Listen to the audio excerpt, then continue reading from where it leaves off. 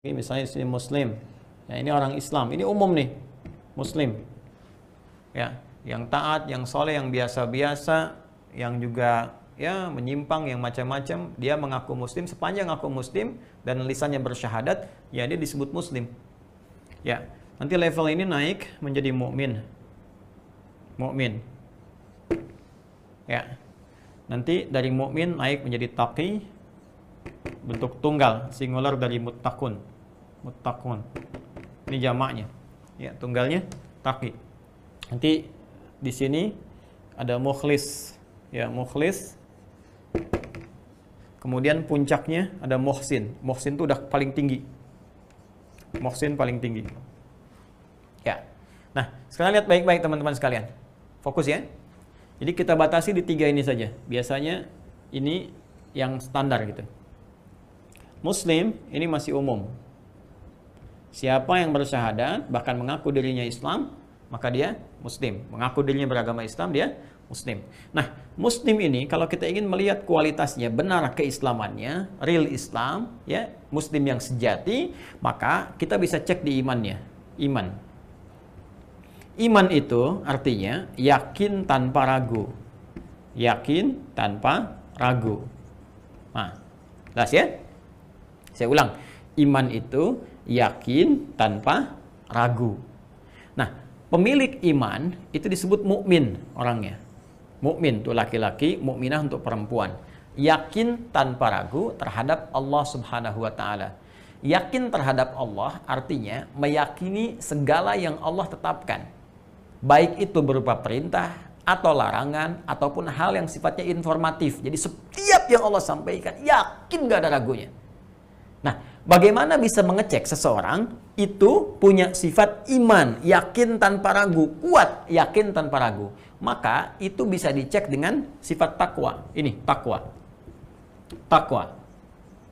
Apa itu takwa? Singkatnya, apakah ia mampu membuktikan keyakinannya tanpa ragu dengan menjalankan, mengamalkan, ya, melakukan apa yang Allah perintahkan tadi, ya, berupa amar, ya, if'al, atau meninggalkan apa yang Allah larang. La taf'al, ya, nahi, if'al, wala taf'al. Cuman itu 2 saja tugas kita dalam kehidupan, menaati perintah Allah dan menjauhi larangannya.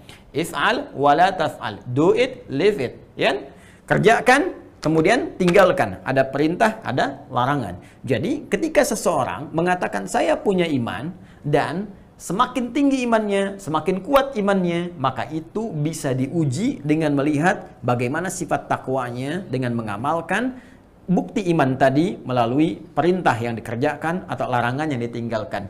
Ini disebut dengan takwa. Orangnya tunggal disebut dengan taqi, ya, jamaknya disebut dengan muttaqun atau muttaqin bentuk nasabnya.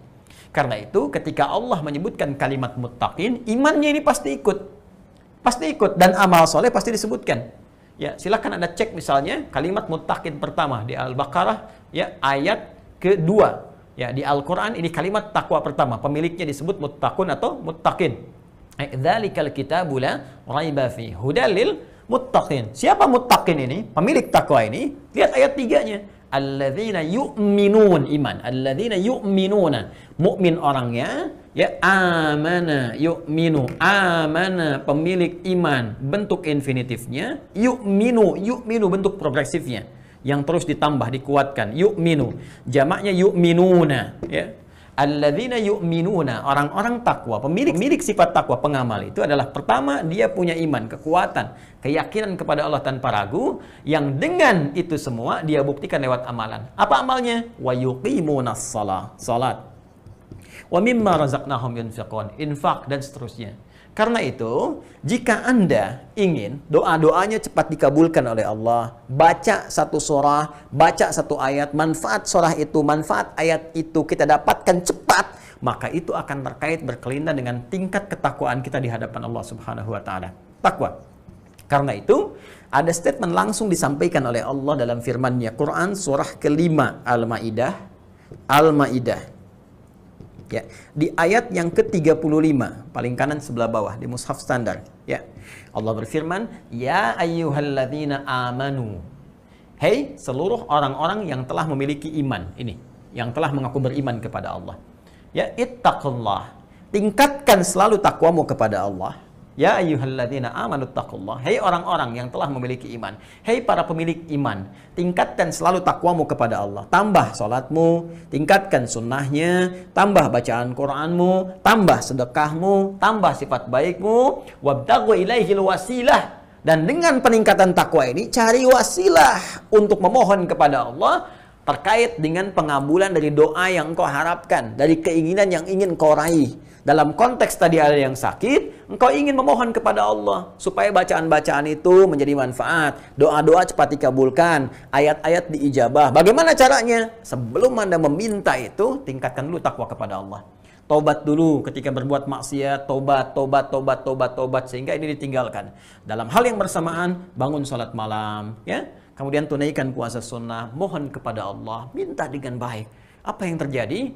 Wabtaghu ilaihil wasilah, minta dengan wasilah itu, maka setelah itu lihat kemudian perubahan yang terjadi dari Allah Subhanahu wa taala. Ya, minimal hati kita akan diberikan ketenangan, kekuatan, kesabaran. Setelah itu ada sesuatu yang besar yang akan terjadi dalam kehidupan.